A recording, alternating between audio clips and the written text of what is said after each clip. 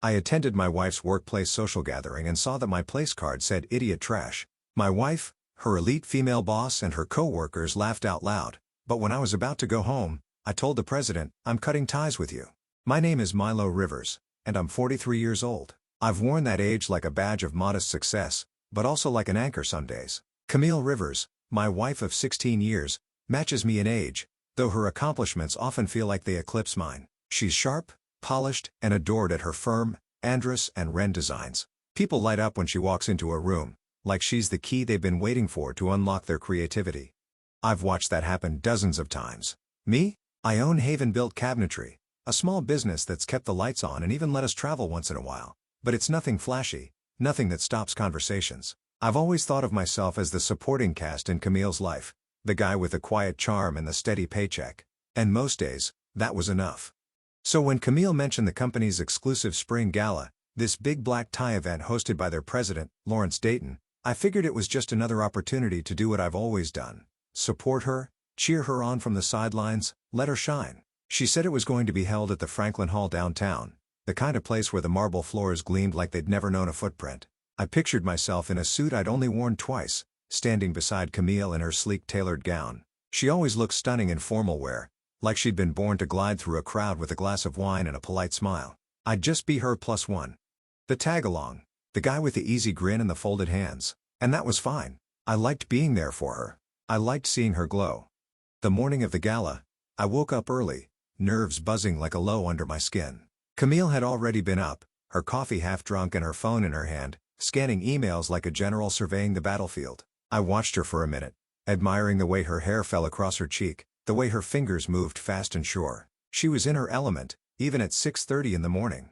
She caught me staring and gave me a quick smile, more habit than warmth, and said, "Big night tonight. Don't be late." I nodded, even though I'd never been late to anything that mattered. I spent the day at the shop finishing a custom walnut cabinet for a repeat client. The sawdust felt familiar, the weight of the wood in my hands a kind of comfort. At noon, I paused to imagine how the evening would go. I'd walk in with Camille, nod at her colleagues, laugh at jokes I didn't quite get, and clap politely when someone made a toast. I'd nurse a single glass of bourbon and keep my mouth shut. That was my job tonight. No hammers, no levels, just smiles and support. I was ready for that. At 6, I went home to change. Camille was already dressed, a deep emerald gown that hugged her curves and shimmered under the bedroom lights. She looked like she belonged on a magazine cover. I told her so, and she laughed a quick, distracted sound as she turned to check her reflection again. I tried to smooth the lines of my suit, feeling suddenly underdressed even though I'd followed her advice to the letter. She leaned in, gave me a soft kiss on the cheek, and whispered, "Thank you for coming tonight, Milo. It means a lot." I nodded, my throat tight with something I couldn't name. The drive to the gala was quiet. Camille stared out the window, her phone in her lap but untouched. I tried to make small talk about the cabinet project, about a new client asking for a built-in wine rack, but she only hummed in response, her mind already at the venue. I didn't take it personally. This was her night, and I was just along for the ride. I focused on the road, on the way the city lights blurred in the windshield. We arrived at Franklin Hall, and even from the curb, I could see it was the kind of place where people came to be seen. Spotlights lit the sidewalk, casting gold and white glows over the guests streaming in. Valets and pressed uniforms opened car doors with practiced grace. I stepped out and adjusted my jacket. Camille took my arm, her perfume warm and floral, and together we walked up the steps. She smiled at the doorman like she'd known him for years. He grinned back, tipping his cap, and suddenly I felt like the world was a stage she'd been born to own. Inside, it was exactly what I'd expected. Polished marble floors that seemed to stretch forever, a ceiling that looked like a constellation of crystal. Waiters in black vests carried trays of drinks, weaving through clusters of men in sharp suits and women in designer dresses. A string quartet played softly near the bar, their music floating like a warm breeze. Camille's co-workers were already gathering, glasses raised, eyes bright. They spotted her and swooped in, all smiles and cheek kisses. I stood back, hands in my pockets, letting her shine. That's what I was here for after all. Just a plus one, just to tag along. But as I watched her laugh and talk, I wondered if she saw me at all. If she'd introduce me or just let me fade into the background like a ghost. She caught my eye and waved me over, her smile bright but a little forced. I walked to her side, nodding politely as she made the rounds, but no one really looked at me. I was the husband, the cabinet guy, the plus one, the man who'd walk out of here at the end of the night, slip off his jacket, and wait for her to tell me how it all went, and that was fine. Really, it was. I'd built my life around supporting her, and I'd never wanted to take her place. But something in her eyes tonight felt different, like she'd been waiting for this, like she'd stepped into a world that didn't have room for me anymore. I tried to ignore it. I tried to focus on the music, the way the lights danced on the glasses, the scent of fresh flowers drifting through the air. I was just a +1, right? Just a +1. And for now, that was enough. Camille had been under pressure for weeks, more than I'd ever seen in the 16 years we'd been together. Every evening, she'd come home with that forced smile, her lips tight and her eyes dark like a storm behind glass. She'd kick off her heels, drop her purse by the door, and give me a mechanical kiss on the cheek, like a ritual we were both too tired to question. Andrus and Wren Designs was a prestigious firm with a reputation for being both cutthroat and innovative. They designed everything from luxury hotels to state-of-the-art workspaces, and Camille was their shining star.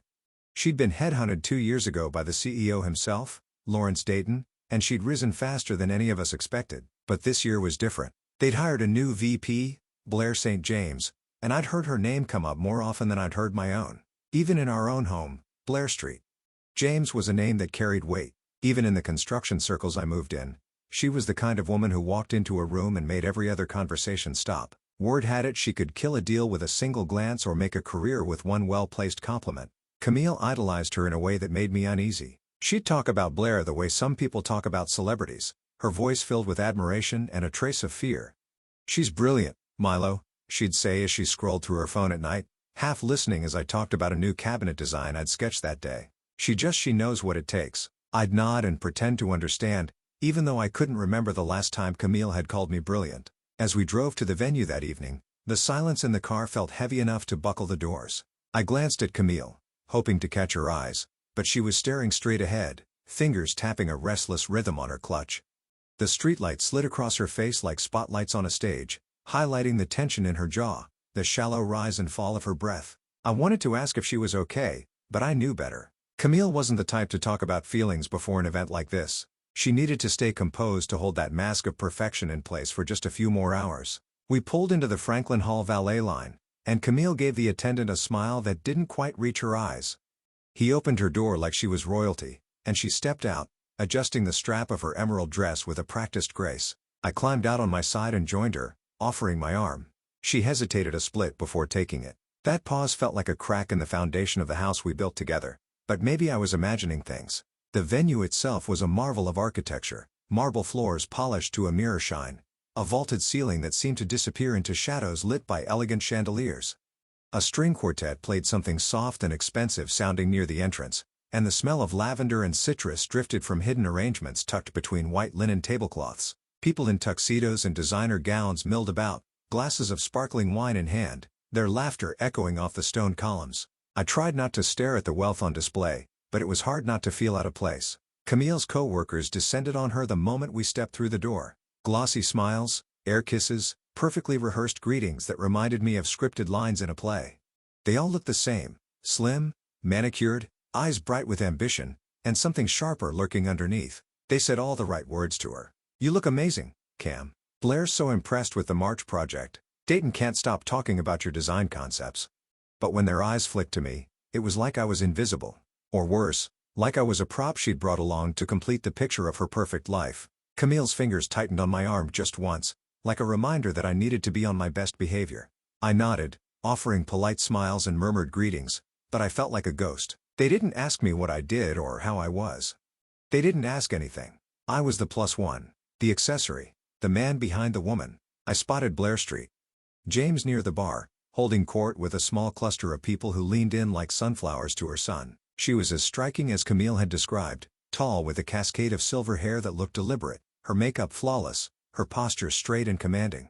She turned her head slightly, catching sight of Camille, and a slow smile spread across her face. It wasn't warm, it wasn't even polite.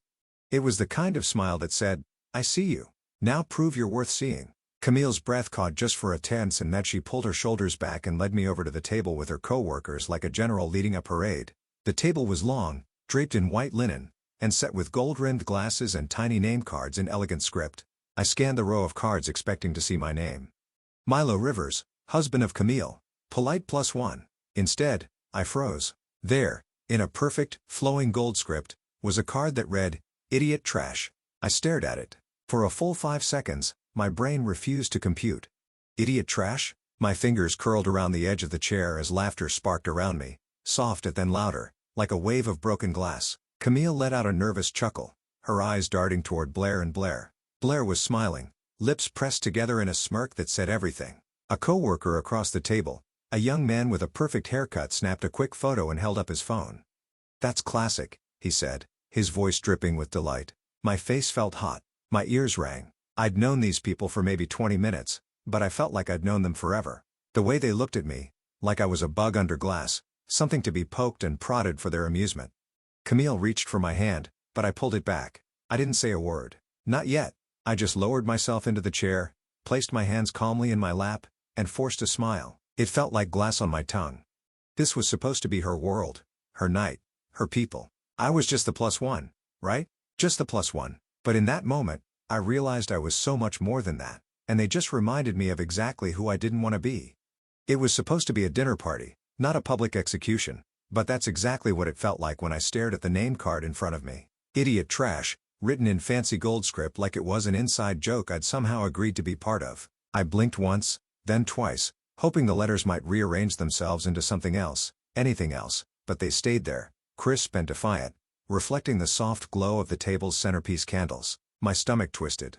I'd always known Camille's co-workers saw me as a sideshow act, a harmless cabinet maker tagging along for the free food, but I hadn't expected to be branded.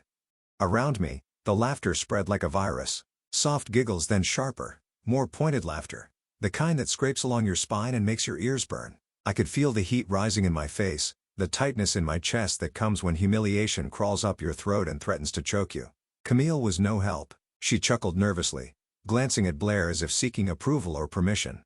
Blair raised her glass in a slow, deliberate gesture, her eyes locked on mine, a smirk playing at the corners of her mouth like a cat toying with a half-dead mouse. One coworker, a guy with slicked back hair and a too-tight vest, snapped a picture on his phone. I could see the glow of the screen, the way he lined up the shot like it was a prize. "Oh, man," he said, grinning at his screen. "This is going on the group chat for sure." Another woman leaned over, trying not to laugh too loudly, but failing miserably. "This is so Blair," she whispered to her friend. "She always knows how to make a statement." My fingers dug into the linen napkin on my lap, and for I thought I might tear it in half, but instead, I forced my lips into a smile. It felt like lifting 1,000 pounds with one finger. My eyes moved slowly across the table, catching the expressions of the people who were supposed to be Camille's team. Their eyes danced with delight, anticipation, a hunger for spectacle. I was the entertainment for the night, and they'd paid for front row seats. Camille shifted beside me, her voice a thin thread of forced calm. "It's just a joke, Milo," she said, leaning in, her perfume too strong and suddenly cloying. "Don't overreact. Blair has a quirky sense of humor, that's all." But her eyes, God, her eyes told me everything. They darted around, checking the faces at the table, scanning for judgment. She wasn't defending me. She was making sure I didn't ruin her night. Blair's voice cut through the air like a blade. "We're creatives, Milo. We go for irony. You know, subverting expectations." Her words dripped with condescension, each syllable a carefully placed dagger. I wanted to stand up, to flip the table and tell them all exactly what I thought of their brand of irony, but something in me refused to give them that satisfaction. I'd spent my whole life building things, shelves, cabinets, intricate pieces that fit together seamlessly. I wasn't about to let a room full of corporate sharks tear me apart with a single joke. I took a breath, one slow, measured breath that steadied the fire in my chest. Then I did the one thing they didn't expect. I pulled out the chair, sat down, folded my hands neatly on the table, and smiled. A real smile. Not the fake one I'd been practicing all evening. A smile that said, "I see you. I see all of you. And you can't break me." For a moment, the laughter stumbled. Blair's smirk faltered just a hair. Camille's eyes widened in surprise. The guy with the phone lowered it, his grin slipping. The spell was broken, even if just for a I held their gaze, refusing to let my expression crack. Inside, I was screaming at the absurdity, the cruelty, the betrayal of the woman I'd promised to love and cherish. But on the outside, I was stoned. The waiter came by with the wine, oblivious to the tension that vibrated in the air like a live wire. He poured a glass for me, his hand steady, his face neutral. I took it, raised it slightly, and clinked glasses with Camille. She tried to smile, but it crumbled at the edges. She knew exactly what this was. A test of loyalty. And I could see in her eyes that she'd failed it before she'd even tried. I took a sip of the wine, letting the taste roll across my tongue. It was bitter, sharp, expensive. I set the glass down carefully, aligning it perfectly with the edge of my name card. So I said, my voice calm measured, "What's on the menu tonight? Other than me, of course." A ripple of laughter moved around the table. But it was different this time. Uneasy, uncertain. Blair's eyes narrowed just a touch. She didn't like that I'd spoken. She didn't like that I wasn't playing my part. Camille leaned over, her hand brushing mine like a question mark. "Please, Milo," she whispered, her voice trembling. "Don't do this. Not here. Not tonight." Her fingers were cold against my skin, and I wanted to pull away, but I didn't. Instead, I turned to her and met her eyes, steady and unflinching. "Don't do what, Cam?" I asked, my voice low but clear enough for the table to hear. "Don't embarrass you? Or don't embarrass them?" Her eyes darted away, and I knew the answer. Blair cleared her throat. "Let's move on, shall we?" she said, her tone crisp, commanding. "No need to dwell on a little harmless fun. We're all professionals here." She picked up her fork and began to eat as if nothing had happened. The rest of the table followed her lead, plates clinking, conversations resuming. But I could feel the tension like a skin. I sat there, the name card in front of me like a brand. Idiot trash. It was supposed to be funny, but to me, it was a declaration, a line in the sand. And I knew right then and there that I was done playing the +1. I was done letting them treat me like I was less than the man I'd built myself to be. I might have come here to support Camille, to smile and clap and play the part, but this was something else. I sat back, watching them, each face a mask, each laugh a dagger. And in that moment, I decided something important. I wouldn't let them define me. I wouldn't let them take my dignity. They might think I was idiot trash, but they were about to find out exactly what that meant. Camille leaned toward me, her breath a mixture of wine and nerves. Her whisper was urgent, like a parent scolding a child in church. "They're just kidding, babe. Don't overreact."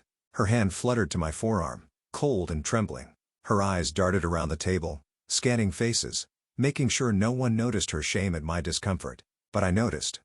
I saw every flicker of her eyelids, every quiver of her lips, every shift in her posture as if she were ready to shrink under the table. I stared at her, that mask of composure slipping for the time since we'd left the house. She didn't say, "I'm sorry." She didn't say, "That was cruel." Instead, she told me not to make it about me, as if my name on that card hadn't been the opening act for the evening's entertainment, as if I was supposed to laugh along and then vanish, a supporting character in a play that starred everyone but me. Across the table, Blair was swirling her wine like a priest offering communion. Her eyes found mine and held them as if testing my limits. "We're creatives, Milo. We go for irony." Her smile was thin, cutting, the kind that slices deeper because it's framed by perfect lipstick and an audience. "It's all in good fun. You can take a joke, right?" The rest of the table tittered, heads bobbing, eyes flickering back and like they'd been trained to do. A polite, practiced laugh. I forced a smile that felt foreign on my face, a gesture that tasted like vinegar. "Of course," I said, my voice calm but colder than the ice melting in my untouched glass. "I've always been good at taking a joke." The lie settled in my chest like a stone because I wasn't laughing. I wasn't even amused. I was hurt and I was angry, but I'd spent a lifetime learning how to hide that, how to tuck it away behind polite smiles and deferential nods. I'd learned to accept that I was always the +1, the extra, the guy who showed up to clap politely and then fade into the background. I'd thought that was enough, but tonight, it felt like a prison sentence. I leaned back, letting the candlelight flicker in my glass. Blair raised her eyebrows, waiting for me to explode to make a scene that would justify their label. I could almost hear the script in her head. "Oh, he overreacted. He couldn't handle a joke." The same script Camille was reading from when she told me not to make it about me. But I wasn't about to play the fool for them. Not tonight. So I laughed, low and measured. "I get it," I said, letting the words roll slowly, like smoke. "It's a branding thing. Andres and Ren loves its irony." I picked up the name card, turning it between my fingers like a delicate piece of evidence. Very on brand. Blair's smirk deepened, her eyes gleaming with the thrill of control. "Exactly," she said, her voice dripping with satisfaction. "We're all family here, Milo. You understand. Family." The word made my skin crawl. Families protect each other. They lift each other up.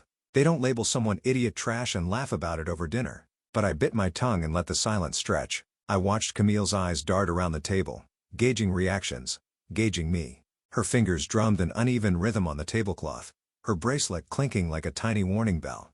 "Of course," I said again, softer this time, as if I were agreeing to something unspoken. My gaze drifted to the silverware, polished to a mirror finish, and then back to Blair. "You know, it's funny," I continued, my voice casual, but edged with something sharper. "I've been supplying your firm with custom cabinetry for 6 years. I've built your conference rooms, your kitchen break rooms, your executive offices. Hell, I even installed that glass feature wall in your lobby last year. But I guess the real brand is," I flicked the name card with my finger, "this." A hush fell over the table. Even Blair's smirk wavered for a fraction of I saw it. I felt it, the ripple of unease that always comes when the target stands up, even if just with words. Camille's lips parted, her face pale. She reached for me, but I leaned away.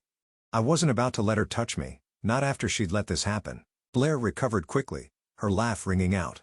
Too loud, too rehearsed. "Well," she said, raising her glass like a queen in a castle, "we appreciate your craftsmanship, Milo. Truly, let's toast to that."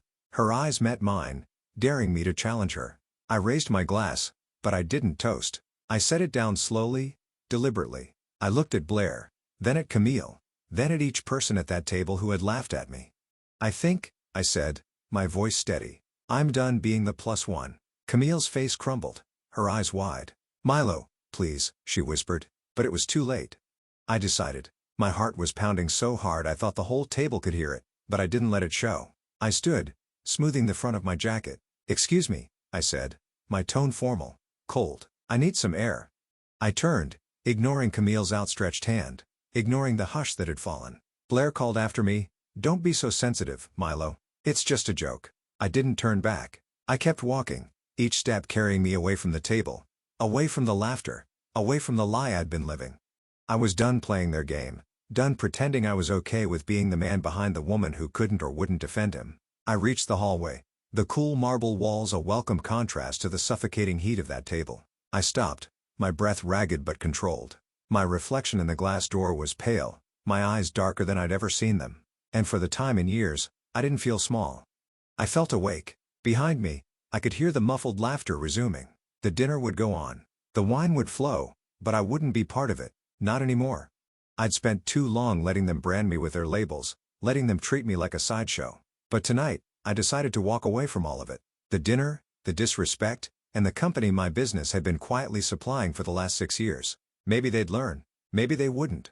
But that was their problem now. I was done being idiot trash. I was done being their joke. And in that quiet hallway, with the laughter fading behind me, I felt something I hadn't felt in a long time: pride. Midway through dessert, a delicate construction of chocolate mousse and edible gold leaf that cost more than I earned in a day. I stood up, my chair scraped against the marble floor, the sound sharp enough to slice through the murmur of polite conversation. Camille's hand shot out, her fingers catching my sleeve in a silent plea. "Milo, please sit," she whispered, her voice tight, a tremor in her eyes that felt like a threat and a cry for help all at once. I met her gaze, saw the panic in her pupils, and knew she was thinking about the damage I might cause. Damage to her image, to her carefully cultivated place in this kingdom of power suits and Art Deco chandeliers. I gently pulled my sleeve from her grasp, feeling her fingers slip away like water. "I'm just stepping out," I said, my voice calm, controlled, each word a quiet rebellion. I smoothed my jacket as I turned, scanning the room until my eyes landed on the bar-polished mahogany, manned by a single bartender in a crisp white shirt. And there, in conversation with a regional partner, stood Lawrence Dayton himself, the president of Andrus and Rin Designs. His presence radiated authority even in the sea of tailored suits and curated smiles.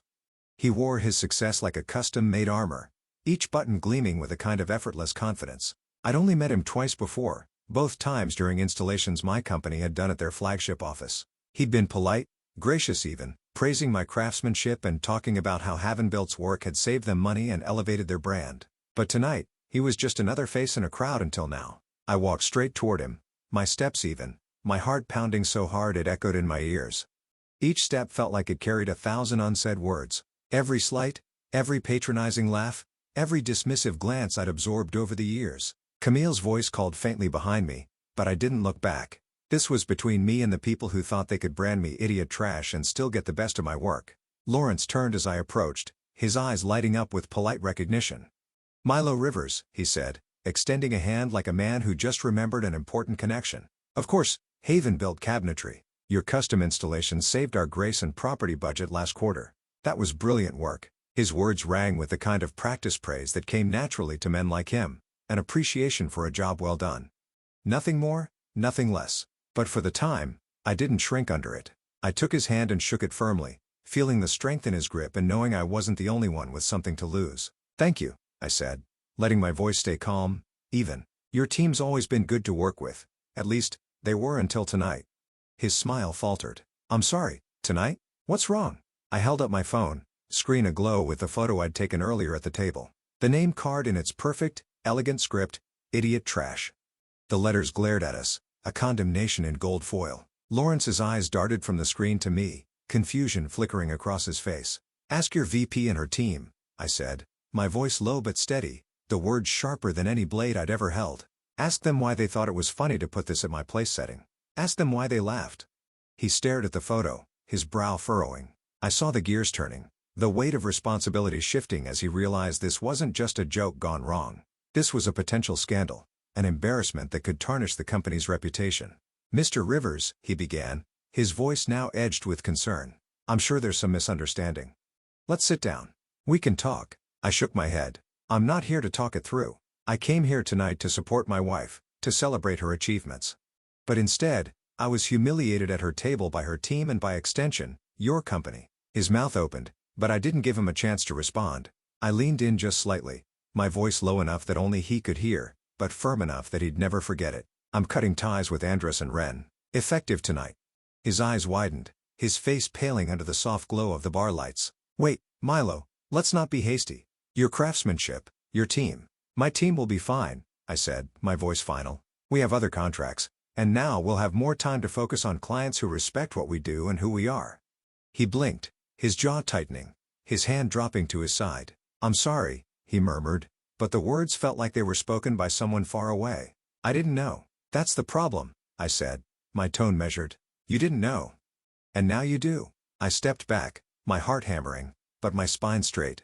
I felt a lightness in my chest, a freedom that came with finally standing up, finally choosing myself over the shadows I'd been living in. As I turned to leave, I saw Blair across the room, her laughter frozen on her lips, her glass halfway to her mouth. Her eyes locked on me, confusion and annoyance warring for control. Camille was beside her, pale and trembling, her eyes wide with disbelief. I didn't stop to talk to either of them. I walked out of that room with my head held high, each step carrying me away from the person they'd tried to define me as. Away from the +1 who'd stayed silent for too long. Outside, the night air was crisp and cool, a relief after the stifling warmth of that ballroom. I took a deep breath, the city lights twinkling like distant stars, and felt something in me settle, something that had been rattling loose for years. For the time in a long time, I felt like I was walking towards something better. I didn't know what it would look like yet, but I knew this. It would have my name on it. No gold foil. No mockery. Just mine. And I was okay with that. Lawrence Dayton blinked, his face a shifting canvas of confusion, disbelief, and something that looked like shock. The kind of look you'd expect from a man whose house had just been broken into. But the thief wasn't there for the silver. No, the thief had come for the truth. "Excuse me," he asked, his voice softer now, almost brittle. A man used to being in charge, caught off guard by someone he'd thought too small to matter. I didn't waver. My hands were steady at my sides, my phone still glowing in my pocket like a smoking gun. I looked him dead in the eye, holding his gaze so he couldn't look away. "Ask your VP and her team," I said, letting every syllable land with the weight of a hammer. "Ask them why my place card read Idiot Trash." I felt the words settle in the air, sharp and undeniable, the way the truth always does. His face tense like he'd just been slapped. I pulled the phone from my pocket, the screen lit with the photo I'd snapped, my name card in gold script, that hateful label mocking me from the linen tablecloth. I didn't have to say a word as I handed it to him. His eyes darted from the photo to me, then to the bustling gala behind us where Blair was holding court, her laughter ringing like a bell over the polished marble. He exhaled, a sound somewhere between disbelief and anger. This is unacceptable," he muttered. But his voice lacked the conviction of a man who'd built his empire on polished smiles and sealed deals. I straightened my back, feeling taller than I'd felt in years. "I respect my wife," I said, the words rolling out of me like a vow I'd been waiting to make. "I came in peace. But now, I leave with pride." I let that sink in, let him feel the finality of it. I wasn't asking for an apology. I wasn't begging for respect. I was taking it.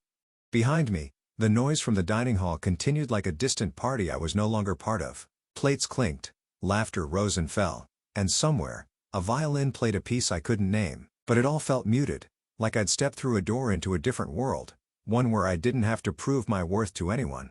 Dayton's fingers curled around the phone, his thumb brushing the screen as if he could erase the image by smudging it. "Milo," he said, his voice softer now, a note of desperation threading through his tone. "You have to understand, this isn't who we are. We value every vendor, every partner. Save it." I interrupted, my voice calm but carrying a firmness that surprised even me. "I've been quietly supplying your company for 6 years. My team has worked nights, weekends, and holidays to deliver the best. We've taken pride in every project, and this is what I get in return." I let the silence stretch, let the guilt settle like dust in the air. He opened his mouth, but I didn't give him the chance to spin another polished corporate apology. "I'm not asking for an explanation," I continued. "I'm telling you that your company's name no longer deserves the work I do. I'm cutting ties, effective tonight." For the mask of the president slipped, and I saw the man underneath, the one who'd built his reputation on deals and handshakes, but maybe hadn't looked too closely at the details. The one who'd let people like Blair thrive because she got results, because she made the company look good on paper, at least. His jaw tightened, and he nodded once, slow and deliberate. "You're right," he said finally, the words heavy, each one a confession. "You deserve better than this." I nodded, the finality of it washing over me like a cold rain. "Yeah," I said, my voice low but steady. "I do." And then I turned, letting the moment hang like a painting on a wall and started walking away. Each step felt like a victory, a declaration that I wouldn't be defined by their laughter or their labels, that I was more than a +1, more than the man who showed up to clap politely and then fade into the background. Behind me, I heard Dayton's voice louder now, sharp as a command. "Blair," he barked, "in my office. Now." His tone was laced with anger and something else, fear, maybe, or the realization that the empire he'd built might have cracks in its foundation. I didn't look back. I didn't need to. The hallway was empty, the carpet muffling my footsteps as I made my way toward the exit. I could feel the eyes on me, curious glances from strangers, staff members pausing mid-step, wondering what story they just walked into. But I didn't care. For the time in a long time, I wasn't playing a part. I was just Milo Rivers, a man who refused to let someone else's label define him. I reached the door and pushed it open, the night air cool and sharp against my face. I took a deep breath, feeling the weight of the evening lift off my shoulders like a burden I'd carried for far too long. I glanced back once, just long enough to see the chaos I'd left in my wake, Dayton striding across the floor, his face set in a hard line, Blair staring after him with wide, uncertain eyes, Camille standing by the table, her hands pressed to her mouth like she'd just witnessed something unthinkable. And maybe she had. Maybe, for the time, she'd seen the man she'd married. Not the +1, not the cabinet guy, but the man who'd built his own life, brick by brick, and who wouldn't let anyone, especially her, take that from him. I turned away, stepping into the night, my mind already turning toward tomorrow, toward the work waiting for me, the team that believed in me, the clients who respected me, and maybe, just maybe, toward a life that felt more like my own. I didn't know exactly what came next, but for the time in years, I wasn't afraid of the unknown because I'd remembered something important. I was the builder and no one, no VP, no boss, no dinner table full of fake smiles could take that away from me. Camille came home hours later. I heard the click of her keys in the door, the familiar rustle of her heels on the tile, the small sigh she always let out when she crossed the threshold of our house as though home were a costume she could slip off at will. Only tonight, there was no relief in her sigh. It sounded different, strained, almost broken. She stepped into the living room, her eyes scanning the shadows for me. She found me sitting on the sofa, a glass of water in my hand, the TV screen black.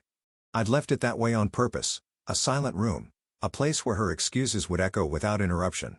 Her eyes were red, but she tried to hide it by turning away and setting her purse on the entry table. "Why would you embarrass me like that?" she said finally, her voice trembling with anger and something else, fear, maybe, or shame. She turned back to me, arms crossed tightly over her chest as if she were holding herself together. "You don't understand how that world works." I stared at her. The woman I'd loved, the woman who'd once laughed at my jokes and stayed up with me sketching ideas for the custom cabinetry business we'd built from scratch. But tonight, I saw something different in her eyes, a glimmer of resentment, a thin film of panic. "That world," I repeated, the words like pebbles on my tongue. "The world where your boss thinks it's funny to call your husband idiot trash? The world where you sit there and let them laugh at me like I'm not even a human being? That world." I let the silence hang heavy between us. She flinched, her arms tightening. "It was just a joke," she said, her voice too high, too brittle. You know, Blair, she's always had that sense of humor. It's her way of what? I cut in, my voice sharper than I'd intended. Of humiliating people who don't fit her idea of creative? Of reminding everyone at that table that they're better than me? I set the glass down on the coffee table with a quiet clink, the sound more final than a slammed door. You laughed, Camille. You laughed with them. And then you told me not to make it about me. She swallowed, her eyes glistening. I didn't mean to. But you did, I said, my tone softer now but no less firm. You chose them. You chose to sit there and let them define me. And that's the part one can't just swallow down like it didn't happen. She sat down across from me, her posture rigid, her hands clasped so tightly her knuckles were white. You don't understand, she said, her voice a hoarse whisper. You don't know what it's like in that office. Every day is a test. Blair, she's ruthless. One wrong move, and you're out. You have no idea how hard I've worked to get where I am. I leaned forward, my elbows on my knees, my eyes locked on hers. Then maybe I don't belong in your world anymore, I said, each word a quiet detonation in the space between us. Her breath caught, and for a moment, I thought she might cry, but she didn't. She blinked hard, pressing her lips together until they were a thin, colorless line. So that's it, she asked, her voice flat. You're just going to walk away? I took a slow, steady breath. No, Camille, I said. You're the one who walked away. Maybe not with your feet, but with your silence, with your laughter, with your refusal to stand up for me. I stood then, the motion slow but deliberate, like a man reclaiming his place in the world. I'm done pretending that my place is behind you, waiting for you to remember I exist. Her eyes filled, but she didn't move. Milo, she whispered, but the word felt empty, like a name she borrowed from someone else's story. I turned and headed toward the kitchen, needing distance, needing space to breathe. I could feel her eyes on my back, heavy with things unsaid, but I didn't turn around. I didn't give her the comfort of my attention, not this time. The house was too quiet, the clock on the wall ticking like a slow metronome, each second stretching into an eternity. I gripped the edge of the counter, letting the cold granite ground me. I thought about the years we'd spent building a life together, the late nights, the shared dreams, the whispered promises, but I also thought about every time I'd put her needs ahead of mine. Every time I'd been the plus one, the silent supporter, the easy laugh, and a sea of cold smiles. She'd let them call me idiot trash, and she'd laughed. I turned back to face her, my eyes steady, my heart suddenly calm. I loved you, I said, my voice low. I loved the woman you used to be, the one who celebrated my victories, who held my hand when things got hard. I don't know where she went, Camille. I don't know if she's ever coming back, but I can't stay here waiting for her. Her lips trembled, her eyes brimming with tears, but she didn't speak. And maybe that was her answer. I walked past her then to the living room, my footsteps quiet but sure. I felt a weight lift from my chest with every step, like I was finally shedding the part of me that had let her world define mine. Outside, the night air was crisp and full of possibility. I paused on the porch, taking in the stars above, the hush of the wind. I wasn't sure what tomorrow would bring, what conversations we'd have, what battles we'd fight, but I knew this. I wouldn't be the man who let a single table of suits and a woman too afraid to defend him decide his worth. Her silence was sharper than any insult. But deep down, I think she knew I was right. And in that knowing, in that quiet acknowledgement, I felt something shift. Something that felt like freedom. Something that felt like me. 2 days later, the morning sun streamed through the kitchen window like a quiet accusation. I stood at the counter, coffee in hand, staring at the same stainless steel sink I'd installed years ago with a sense of pride. That sink had felt like a milestone then, a symbol that we'd made it, that my craft could hold its own in a home like ours. Now it felt like a relic of a life that didn't quite fit anymore. I took a slow sip, letting the bitterness ground me. The doorbell rang sharp and insistent. I set the cup down and moved to the front door, half expecting Camille to be waiting with another round of apologies or explanations. But instead, a courier in a navy jacket stood on the porch, a small box in his hands. "Mr. Rivers?" he asked, checking the label before passing it over. "That's me," I replied, taking the package. His eyes darted to the name on the label, Haven-Built Cabinetry, and he gave me a quick nod before retreating to his van. I closed the door slowly, the box heavier in my hands than it should have been. I carried it to the kitchen table, running my thumb along the tape, feeling the tension gather in my chest. Camille wasn't home yet. She'd left early for the office, promising a quick meeting that probably meant another round of damage control. I opened the box carefully, the flaps peeling back to reveal a stack of letters neatly arranged, each one on the same creamy Andrus and Wren letterhead that had once represented opportunity and pride. That was from Lawrence Dayton himself. I unfolded it, the paper stiff and formal. His words were measured, heavy with corporate regret, but too carefully phrased to be personal. Dear Mr. Rivers, I am deeply sorry for the incident at the gala. What occurred was not representative of our values or our respect for the craftsmanship you and your company have provided over the years. Please accept my sincere apologies. We have initiated an internal review to ensure such behavior is not repeated. I let the letter drop to the table. I'd expected it. Some gesture from the top, designed to smooth ruffled feathers and protect the brand. But as I reached for the next envelope, my hands paused, the weight of the moment settling on my shoulders. This one was handwritten, the ink smudged in places, the handwriting rushed but sincere. Dear Milo, I'm so sorry. I had no idea Blair would go that far. I always admired the work you did for us and the way you supported Camille. I recorded Blair that night bragging about the prank. I couldn't let it stand. I've already sent the recording to Dayton. I hope it helps.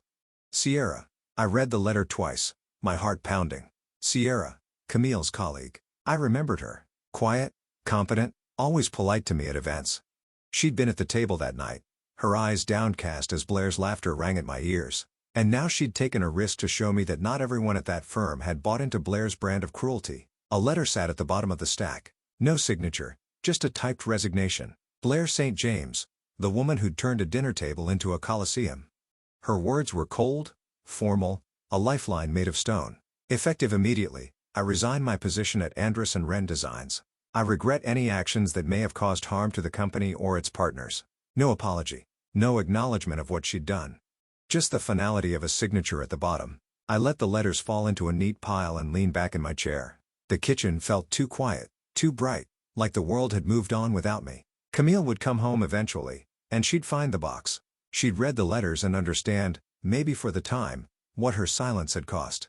A knock at the door startled me from my thoughts. I stood, moving to the hallway, and opened it to find a deliveryman standing there, this time with a stack of folders marked proposal. He handed them to me, his expression professional but polite. Mr. Rivers? These are from some of the companies that reached out after the gala. I thanked him and brought the stack inside, setting it next to the letters. I thumbed through the folders, each one carrying the logo of a competitor. Design firms, construction companies, boutique architecture studios. Some I'd heard of, others were new. All of them wanted to work with me. They wanted Havenbuilt's name on their projects. A small laugh escaped me. Dry, but real. I'd walked away from Andrus & Wren thinking I might lose everything. Instead, I'd opened a door to something new. Something better. My phone buzzed on the table. I picked it up, reading the latest email from a potential client. Mr. Rivers, we heard about what happened at Andrus & Wren. We'd love to discuss a partnership with Havenbuilt. Your craftsmanship and integrity are exactly what we're looking for. Integrity. A word that felt like home in my mouth. The front door opened quietly, and Camille's heels clicked on the wood floor. I turned as she entered the kitchen, her eyes puffy, her hair pulled back too tightly. She saw the box, the letters, the stack of folders, and her face paled. Milo, she started, but I held up a hand, gentle but firm. Read them, I said. Read them all. She sat at the table, picking up each letter with trembling hands, her eyes scanning the words. Her lips parted as she read Sierra's note, her face crumpling at the resignation letter. When she reached the proposals, she looked up at me, tears brimming. I didn't know they'd do this, she whispered. I thought. You thought it was a joke, I said, my voice calm. A joke that cost them 3 employees and a reputation. I gestured to the stack of proposals. And it cost you your place there too. Her eyes widened. They put me on leave, she confessed, her voice shaking, pending an investigation. I nodded. Because you didn't stand up.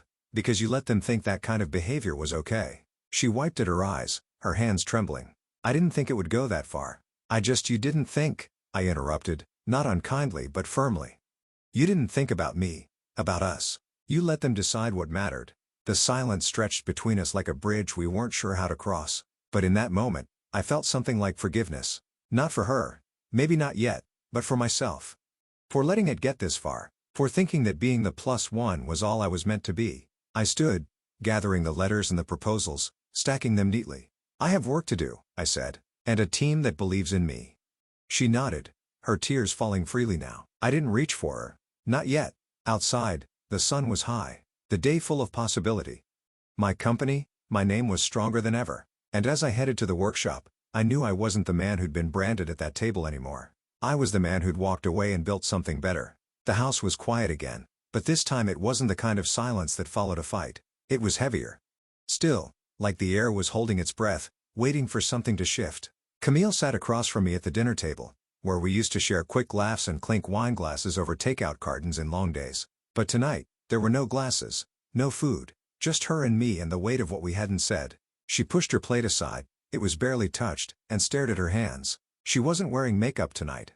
No earrings, just a simple black sweater and jeans. Stripped of the designer polish, she looked younger, smaller.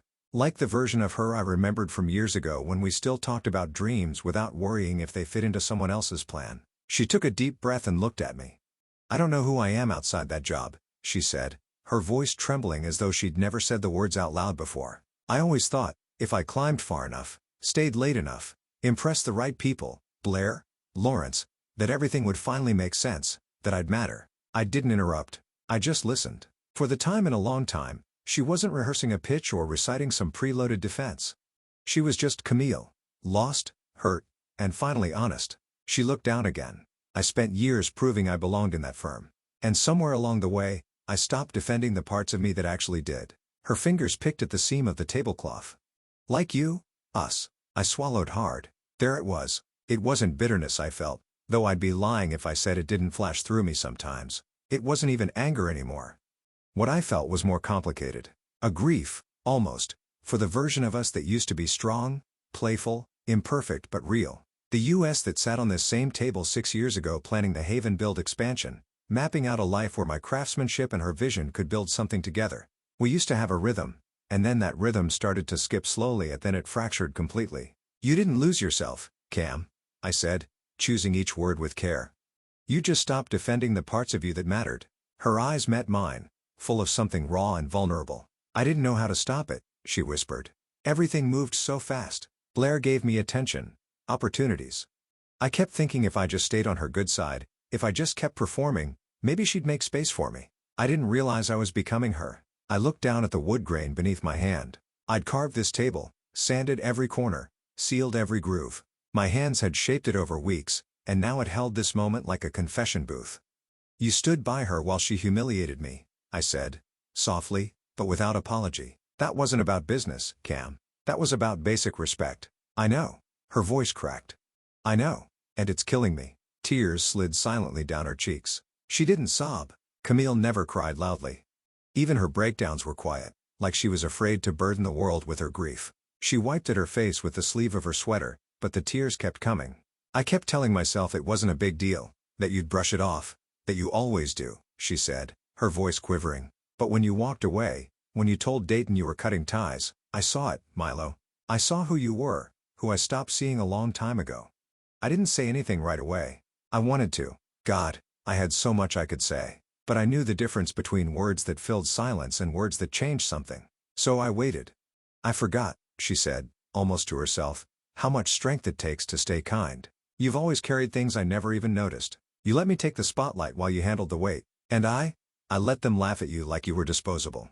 I finally spoke. "You didn't just let them laugh, Cam. You laughed too."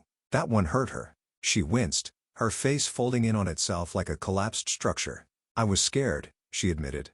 "I was scared that if I said something, I'd be next. That Blair would turn on me. That I'd lose the life I worked for." "You lost it anyway," I said gently. Not to wound her, but because it was true. She nodded, slowly. "I know." The room went quiet again, but it wasn't sharp this time. It felt like the silence of something being rebuilt painfully, slowly. Like we were picking up the same blueprint, unsure of whether we wanted to reconstruct what we had or sketch something entirely different. I looked at her, really looked at her. Not the woman from the gala, not the voice on the phone talking deadlines and drafts, but the woman I met all those years ago at that woodworking expo. The one who lingered too long at my booth because she liked the detail in a cherry wood drawer. She used to believe in detail and effort. Somewhere along the way, she'd traded that for speed and power. But maybe, it wasn't too late to remember. "I don't know what happens next," I said finally. "I'm not making promises." "Not yet." She nodded again, wiping at her cheeks. "I'm not asking for them. I just wanted you to know I see it now. I see you." It wasn't an apology, not in the formal sense, but it was something more valuable, acknowledgement. And sometimes, the beginning of healing isn't in grand gestures. It's in being seen, fully, without excuse. We didn't talk about reconciliation that night. We didn't start mapping out how to put our marriage back together. That would come later, if at all. But what we did talk about was truth about how we'd gotten here, about how we both let something beautiful become background noise. That night, for the time in a long time, I slept without bitterness in my chest. The hurt was still there, but the bitterness had left. And in its place, there was room, maybe not for us just yet, but for clarity, for dignity, for peace. I never raised my voice. Not once. I didn't flip the table or throw the wine. I didn't give them the drama they expected. What I did was simple. I stood up, walked away from a table that no longer deserved me, and looked a company president in the eye as I told them, I'm cutting ties. That sentence wasn't just about business. It was about everything. Because I wasn't only walking away from a contract. I was walking away from years of being diminished in whispers and polished jokes. From the quiet neglect, the small sacrifices that had piled up like dust in the corners of a house we no longer cleaned together. I walked away from pretending that being the plus one made me less than whole. That night, I chose something else. I chose self-respect, and it was terrifying.